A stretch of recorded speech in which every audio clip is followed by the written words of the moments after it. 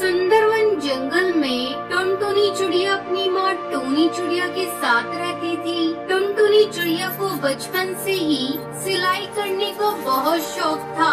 जब भी उसे समय मिलता वो अपनी माँ की सिलाई मशीन निकाल कर उस पे सिलाई करने लगती। माँ, ये देखो ना, मैंने कितनी अच्छी फ्रॉक सिली है। अरे वाह बिटिया, तूने तो बहुत अच्छी सिलाई की है। लेकिन बेटा, तू अपनी पढ़ाई पर भी ध्यान दे। मैं तुझे एक बड़ी अफसर बनाना चाहती हूँ। तेरी परीक्षा होने वाली है और तू सिलाई करने में लगी रहती है। माँ, मुझे सिलाई करना अच्छा लगता है। मैं पढ़ाई के साथ साथ सिलाई करना भी सीखूंगी। मैं कुछ नहीं जानती। आप मेरा दाखिला किसी सिलाई सेंटर में करवा दो। ठीक है टुनटुनी, जब तेरा इतना ही मन है तो मैं तेरा दाखिला किसी सिलाई सेंटर में करा देती हूँ। अगले दिन टोनी चिड़िया टुनटुनी का दाखिला एक सिलाई सेंटर में करवा देती है। अब टुनटुनी पढ़ाई के साथ साथ सिलाई भी मन लगा कर सीखने लगती है। कुछ ही दिनों में टुनटुनी की स्कूल की पढ़ाई हो जाती है। एक दिन टोनी की सहेली बबली कबूतरी उसके घर आती है। अरे टोनी, ओ टोनी, कहाँ है? जल्दी आ। तब टुनटुनी चिड़िया कहती है, आंटी, वो माँ घर पर नहीं है, पड़ोस में गई है। आप बैठिए, मैं उन्हें अभी बुला कर लाती हूँ। तुम टुनटुनी हो ना? कितनी बड़ी हो गई है। जब मैंने तुझे देखा था उस समय तू बहुत छोटी थी। पहचाना मुझे? मैं तेरी बबली आंटी हूँ। टुनटुनी, तू जाकर अपनी माँ को बुला ला। टुनटुनी चिड़िया पड़ोस में अपनी माँ को बुलाने के लिए चली जाती है। थोड़ी देर बाद टुनटुनी चिड़िया अपनी माँ को लेकर घर आती है। अरे बबली कबूतरी, तू कब आई? टुनटुनी, तू जाकर चाय बना ला। फिर टोनी चिड़िया बबली कबूतरी से बातें करने लगती है। बबली कबूतरी टोनी से कहती है, टोनी, तेरी बेटी बहुत प्यारी है। मैं इसे अपने घर की बहू बनाना चाहती हूँ। मेरा बेटा बंटी वकील है और उसके लिए मुझे तेरी बेटी जैसी ही एक संस्कारी बहू चाहिए थी। तेरी बेटी मुझे बहुत पसंद है। तुझे इस रिश्ते से कोई एतराज तो नहीं है ना? नहीं नहीं बबली कबूतरी, ये तुम कैसी बातें कर रही हो? मुझे इस रिश्ते से कोई एतराज नहीं है। मैं लाख कोशिश करके भी इतना अच्छा रिश्ता ढूंढ नहीं पाती। जल्दी टुनटुनी चिड़िया और बंटी कबूतर की शादी हो जाती है। शादी के कुछ ही दिन में टुनटुनी चिड़िया एक बच्चे की माँ बन जाती है। ससुराल में सभी लोग उससे खुश थे। एक दिन बंटी कबूतर टुनटुनी चिड़िया से कहता है, टुनटुनी, आज ऑफिस में कुछ ज्यादा ही काम है। मैं रात को देर से घर लौटूंगा, तो मेरा इंतजार मत करना। इतना कहकर बंटी कबूतर वहाँ से चला जाता है। लेकिन थोड़ी देर बाद कालू कौवा तेजी से उड़ता हुआ उसके घर आता है। गजब हो गया टुनटुनी बहन। जब बंटी कबूतर अपने ऑफिस जा रहा था तब एक बाज ने उस पर हमला कर दिया, जिसमें उसकी मौत हो गई। इतना सुनते ही टुनटुनी चिड़िया रोने लगती है।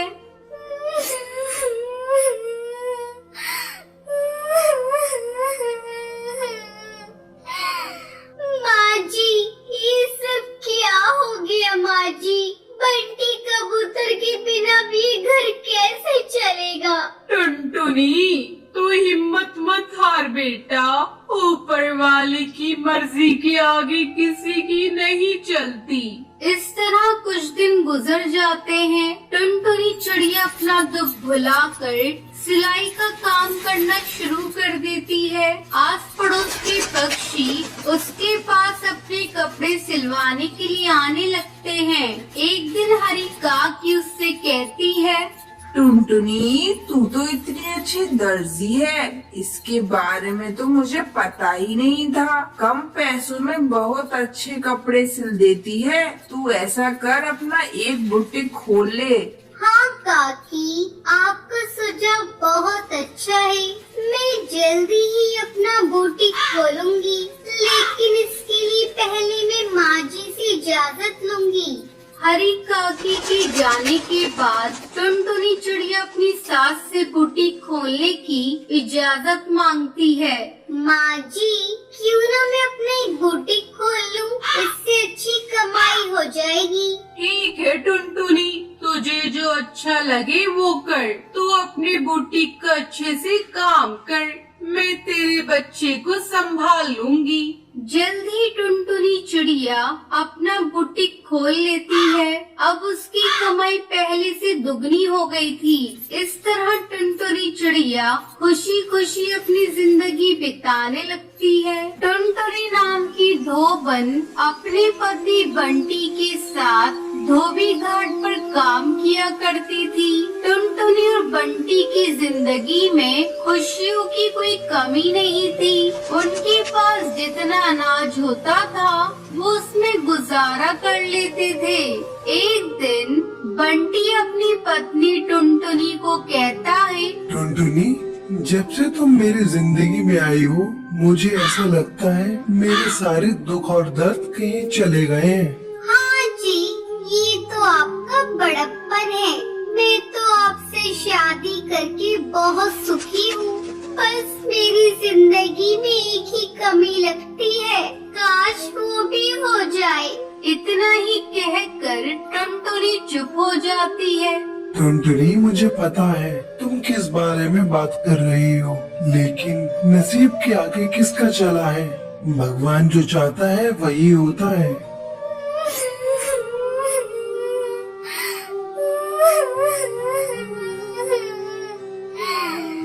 मैंने कभी किसी का बुरा नहीं किया, फिर क्यों भगवान ने मुझे बांझ बना दिया? क्यों मेरे पास कोई भी संतान नहीं है?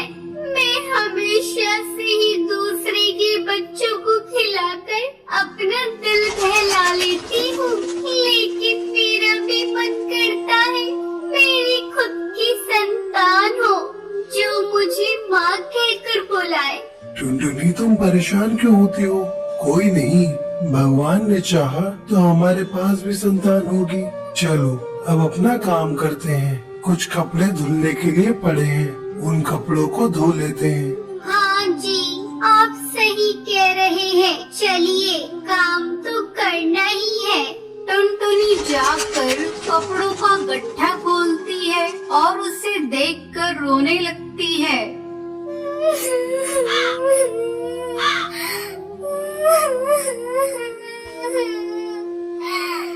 क्या हुआ टुनटुनी, तुम रो क्यों रही हो? अजी इधर आइए, ये देखो कितने सुंदर सुंदर बच्चों के कपड़े हैं। वो बच्चा कितना सुंदर होगा जो इनको पहनता होगा। मेरे घर में भी अगर कोई बच्चा होता तो मैं भी उसको ऐसे ही सुंदर सुंदर कपड़े पहनाती। उन कपड़ों को देख टुनटुनी की आँख के आंसू मानो रुकने का नाम ही नहीं ले रहे थे। टुनटुनी, तुम अपना दिल छोटा मत करो। भगवान जो भी करता है अच्छे के लिए करता है। अब जो उसने सोचा है वही होगा। चलो कपड़े धोते हैं। फिर वो दोनों कपड़े धोकर सुखा देते हैं और शाम को घर आ जाते हैं। फिर अगली सुबह दोनों घाट पर जाते हैं, जहाँ उन्हें बच्चे की रोने की आवाज आती है। बंटी, ये आवाज कहाँ से आ रही है?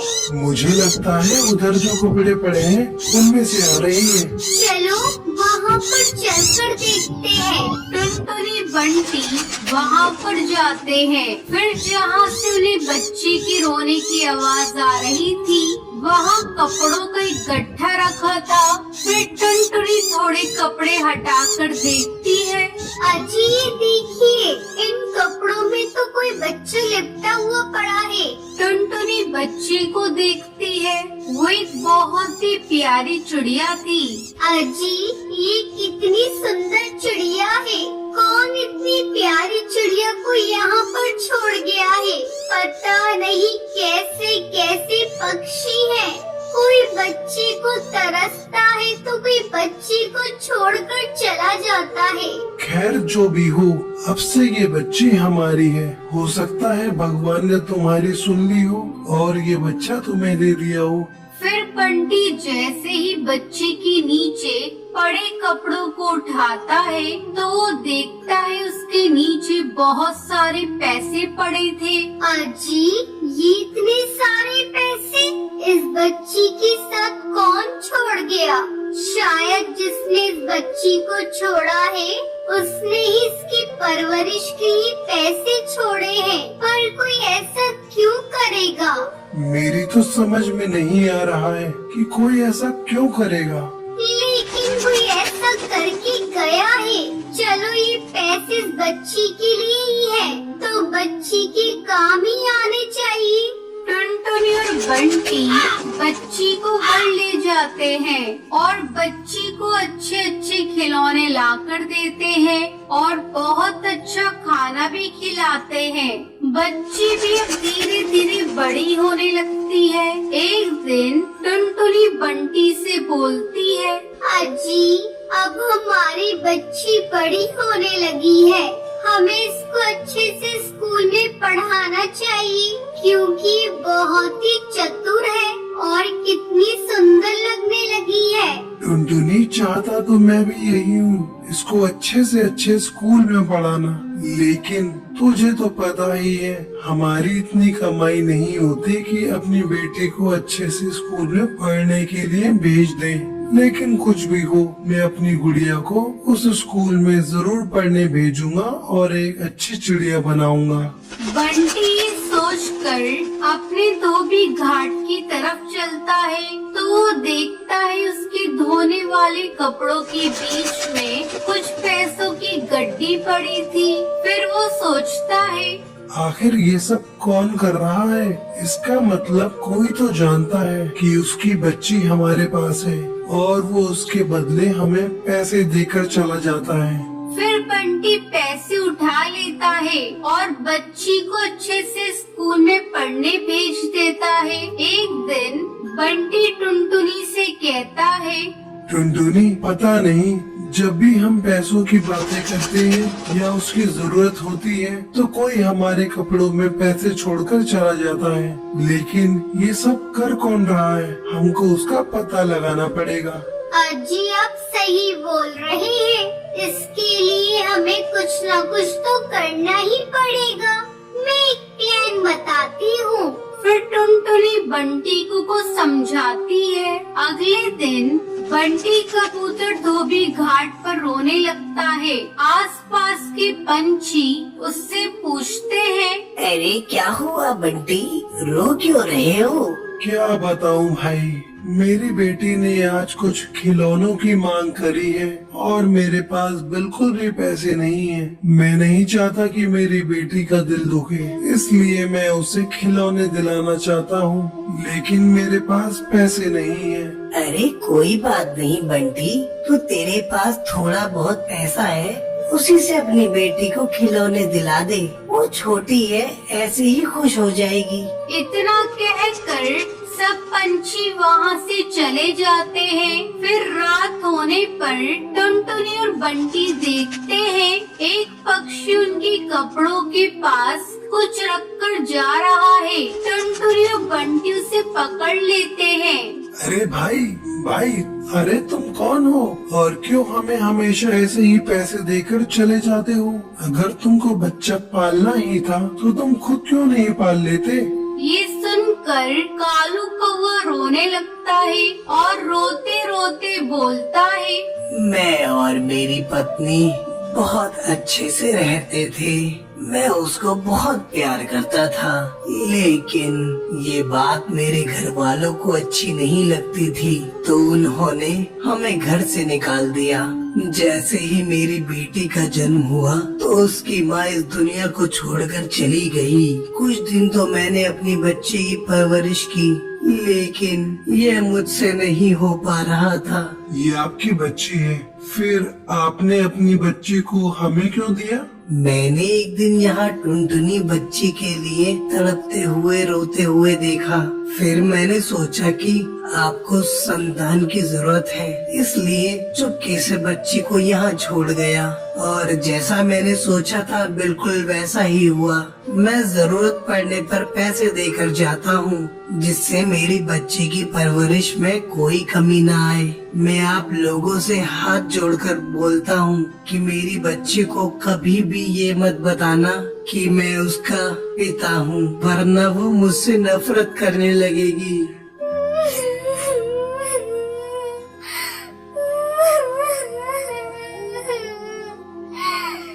ठीक है भाई साहब, पर मैं आपसे ये कहना चाहती हूँ, आपने एक बांझ की सोनी गोद को भर दिया है, तो इस पर जितना हक हमारा है उतना आपका भी है, और आप कभी भी इससे मिलने आ सकते हैं। फिर कालू कौआ और बंटी इस बात से सहमत हो जाते हैं और अगले दिन बच्ची के पिता को अपने घर पर दावत के लिए बुलाते हैं। और फिर ऐसे ही टुनटुनी, बंटी और उनकी बच्ची और साथ ही साथ बच्ची का पिता सब मिलकर खुशी खुशी रहने लगते हैं।